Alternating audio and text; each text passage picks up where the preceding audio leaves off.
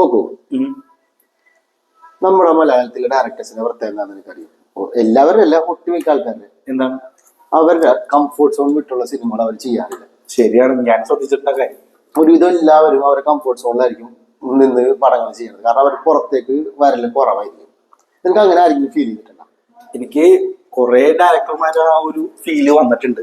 Example പറയുകയാണെങ്കിൽ നമുക്ക് സിദ്ദിഖ് ലാലിനെ തന്നെ പറയാം. പുള്ളി ഒരു കുറെ കോമഡി എന്റർടൈൻമെന്റ് സിനിമ എടുത്തു വെച്ചിരിക്കുന്നതാണ്. ഇപ്പൊ ഗോഡ് ഫാദർ, ഹരിഹര നഗർ, ഇതൊക്കെ പുള്ളിയുടെ സിനിമകളാണ്. പക്ഷെ ഇതൊക്കെ നല്ല കൾട്ട് സിനിമകളാണ്. പക്ഷെ പുള്ളി ആ ഒരു സേഫ് സോണിലാണ് ഇങ്ങനെ പോയിക്കൊണ്ടിരിക്കുന്നത്.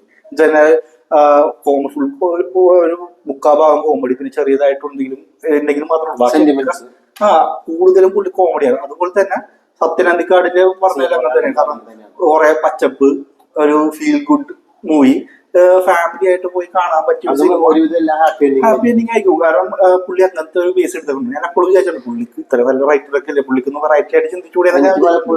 ഇവരിപ്പോ ഇങ്ങനെ എടുക്കുന്നതിന് മാറി വേറെ എടുത്താണ്. പക്ഷെ അങ്ങനെ എടുത്തിട്ടുള്ളവർക്കെല്ലാം അനുഭവം ഫ്ലോപ്പാണ്. കാരണം കംഫോർട്ട് സോണിൽ നിന്ന് മാറി എടുത്തിട്ടുള്ളവരെല്ലാം അനുഭവം ഫ്ലോപ്പാണ്. പക്ഷെ ഞാനൊരു കാര്യം പറയട്ടെ, ഇതിലൊന്നും പെടാത്ത ഒരാള്, ഒരു ജമ്മു നമ്മുടെ മലയാള സിനിമയിലുണ്ട്. അതാരാ നിനക്കറിയാം? അതാരാണ്? LJP, ലിജോ ലിജോ ജോസ് പെല്ലിശ്ശേരി.